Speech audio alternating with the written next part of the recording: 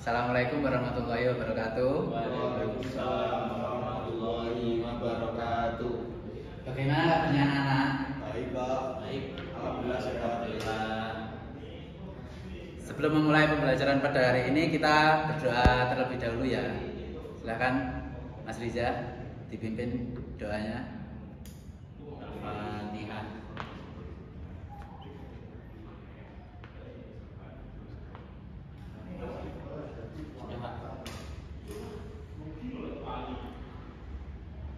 Pembelajaran pada hari ini yaitu tentang pemerataan pembangunan yang ada di Indonesia.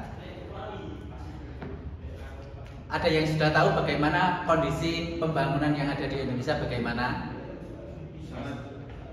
Apakah sudah merata apa belum? Menurut kalian bagaimana? Mas Riza bagaimana? Belum merata, Pak. Belum merata. Tergantung kesenjangan sosial, Pak. Tergantung kesenjangan sosial. Misalnya ada yang pembangunannya tidak merata di pelosok-pelosok desa. Ya, betul. Ya, pembangunan di Indonesia itu bisa dikatakan belum merata karena terdapat daerah-daerah yang masih tertinggal jauh daripada yang ada di kota-kota besar gitu. Di Indonesia ini pembangunan yang sangat besar kan terjadi di Pulau Jawa ya. Ada yang tahu kenapa kok pembangunan terjadi pesat di Pulau Jawa itu kenapa? Tahu nggak kalian? Karena itu, Pak, pusat ibu kota kan ada di Pulau Jawa. Ya. Makanya pembangunan antara pulau-pulau lainnya itu berkesenjangan sosial gitu. Ya. Ada yang tidak terjangkau seluruhnya. Betul. Karena itu tadi ya, karena sejak dahulu kayak pemerintahan kolonial juga kan memusatkan pemerintahan kan di Pulau Jawa, sehingga ketika Indonesia merdeka pun pembangunan terjadinya yang pesat di Pulau Jawa, sehingga hingga saat ini keadaan pembangunan di Pulau Jawa dan pulau-pulau lain itu mengalami kesenjangan. Ada yang kalau seperti di kalian lihat di YouTube atau di media-media sosial gitu, terdapat banyak aspek-aspek di luar Pulau Jawa. Contohnya di Papua gitu, kayak jalan-jalan, sekolah, terus layanan kesehatan gitu bisa dikatakan kurang layak untuk mereka daripada yang ada di Pulau Jawa yang sangat layak untuk dinikmati oleh masyarakat.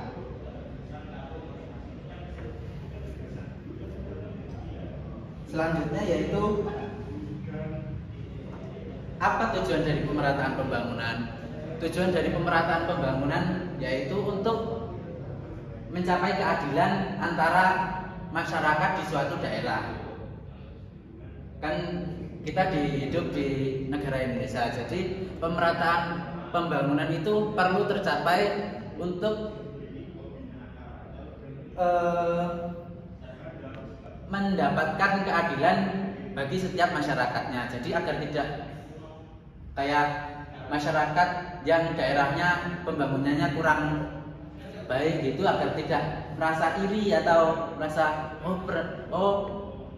daerahku kurang diperhatikan oleh pemerintahan gitu, kayak jadi menimbulkan rasa benci atau gimana kepada pemerintah, sehingga pemerataan pembangunan perlu dilakukan untuk mencapai keadilan bagi seluruh masyarakat di suatu daerah.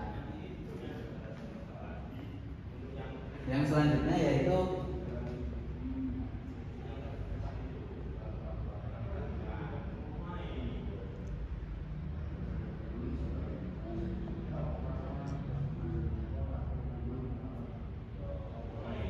apa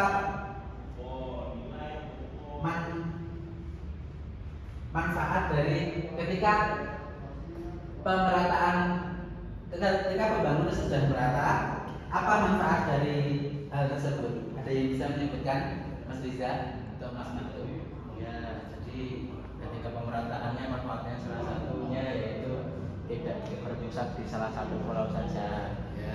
Terus kemudian juga tidak ada kesenjangan meningkatkan sosial antar pulau mungkin atau daerah. Kemudian juga lebih merata juga lowongan pekerjaan, di mana lowongan pekerjaan kan tidak merata, terutama kurangnya di sektor-sektor tertentu. Mungkin ada tambahan dari Mas Maktum mungkin. Untuk saya sendiri sih mungkin hampir sama kayak Mas Riza, Pak. Soalnya itu kesejahteraan penduduk Indonesia kan tergantung sama pembangunan itu tadi ya. Nah jadinya kalau misal pembangunannya udah rata, itu komoditas sosial juga udah rata juga, Pak. Jadinya misal ada desa-desa yang belum kejangkau apa, bahkan listrik pun kadang kan nggak ada ya, Pak, di sana. Nah itu misal udah kejangkau, komoditas sosialnya itu udah naik, Pak. Jadinya kayak pernah ada pepatah Cina itu dulu mau tukar sama Pulau Jawa yang mau menjadikan surga dalam waktu 2 tahun itu. Kurang lebih yang kalian sampaikan semua itu benar. Ya, apabila pembangunan sudah merata, maka kayak lapangan pekerjaan pun akan semakin banyak. Maka dari itu kenapa banyak masyarakat yang berpindah dari desa-desa ke kota itu karena mungkin di desa asalnya pembangunannya belum merata, sehingga pembangunannya belum baik, sehingga mereka berpindah ke kota untuk mendapatkan pekerjaan yang lebih baik. Ada yang ditanyakan nggak dari materi yang saya sampaikan kali ini?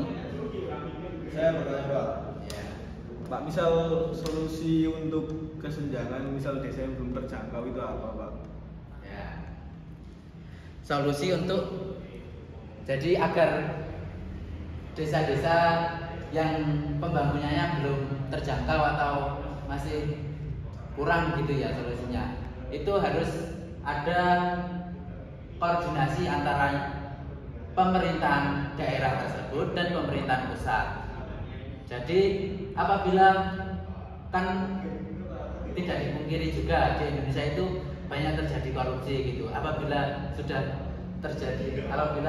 dari pusat gitu sudah kayak mengucurkan dana untuk daerah gitu, kadang kan juga ada korupsi gitu. Ya, bukan rahasia lagi lah itu harus ada koordinasi yang baik antara pemerintahan desa dan pemerintahan pusat. Juga masyarakat daerah tersebut harus kayak contohnya, apabila kalian berasal dari daerah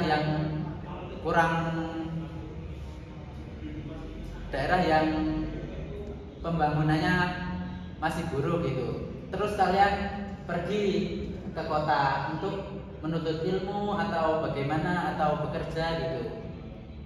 Setelah menuntut ilmu di kota, mungkin kalian bisa kembali ke desa kalian, ke daerah kalian untuk mensejahterakan daerah kalian. Bisa dengan membuka lapangan pekerjaan baru di desa kalian atau dengan hal-hal lain itu bisa dilakukan. Selanjutnya yaitu saya kasih tugas ya untuk kalian.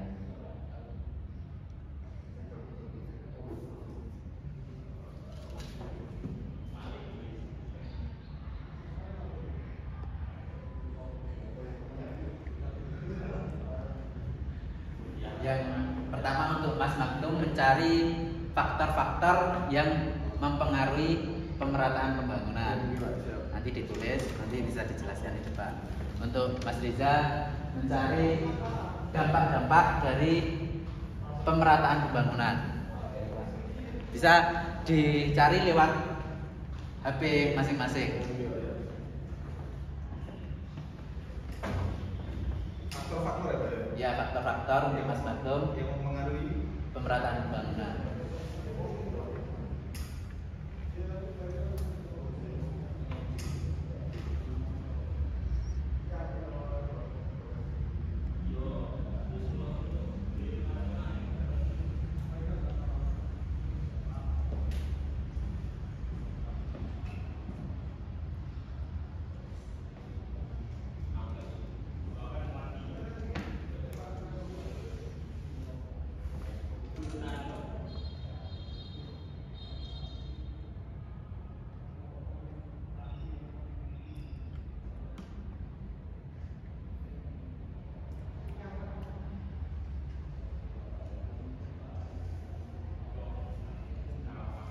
Ya, waktunya sudah selesai ya.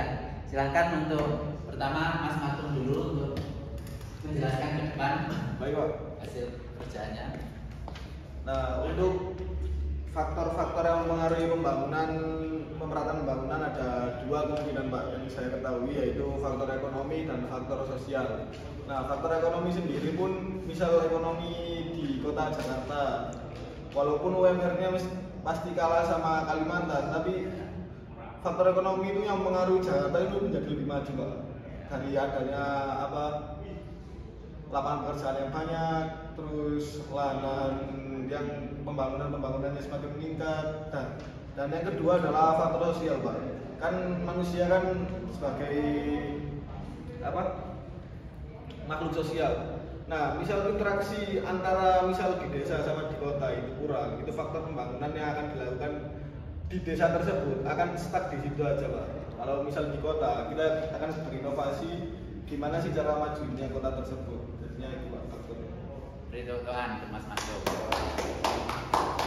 Selanjutnya juga jelaskan. Baik Pak, untuk dampaknya itu ada dua, yaitu dampak positif dan negatif dari pembangunan sendiri. Dampak positifnya sendiri yaitu ada di mana mungkin dari dampak itu positifnya infrastruktur dan struktur dalam negara ini kualitasnya lebih maju lagi. Kemudian mungkin selain itu juga pendidikan bisa lebih efektif dan lebih maju, dan untuk fasilitas yang ada di negara ini bisa lebih memungkinkan lagi dan lebih cakupannya lebih tinggi lah.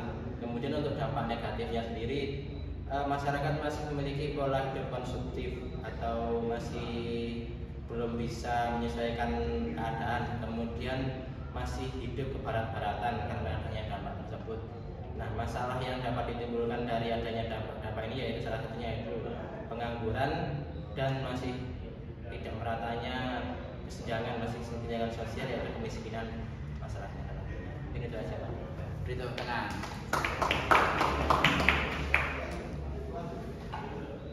Ya, itu tadi sudah dijelaskan oleh teman-teman kalian ya tentang dampak dan faktor-faktor yang mempengaruhi pemerataan pembangunan.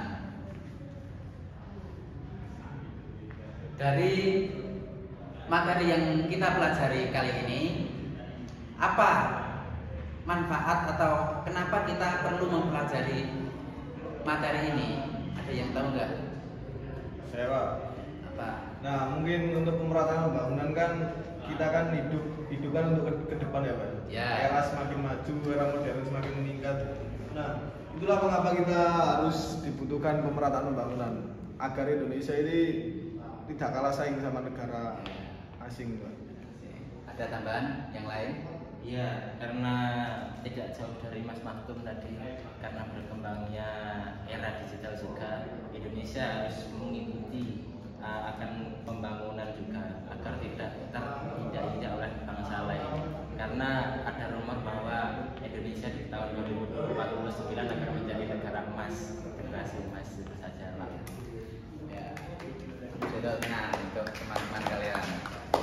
Ya, pentingnya mempelajari materi pada kali ini yaitu sudah kalian jelaskan tadi, yaitu agar kita tahu bagaimana apa masalah dari pembangunan yang ada di Indonesia. Kenapa kok belum rata? Kenapa kok pembangunan di daerah satu dengan daerah lain sangat timpang gitu.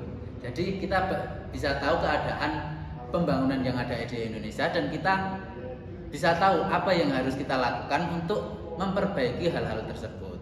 Mungkin itu saja yang saya sampaikan. Semoga pembelajaran pada kali ini bisa menjadi ilmu yang manfaat bagi kalian semua. Wabillahi taufiq wal hidayah. Wassalamualaikum warahmatullahi wabarakatuh.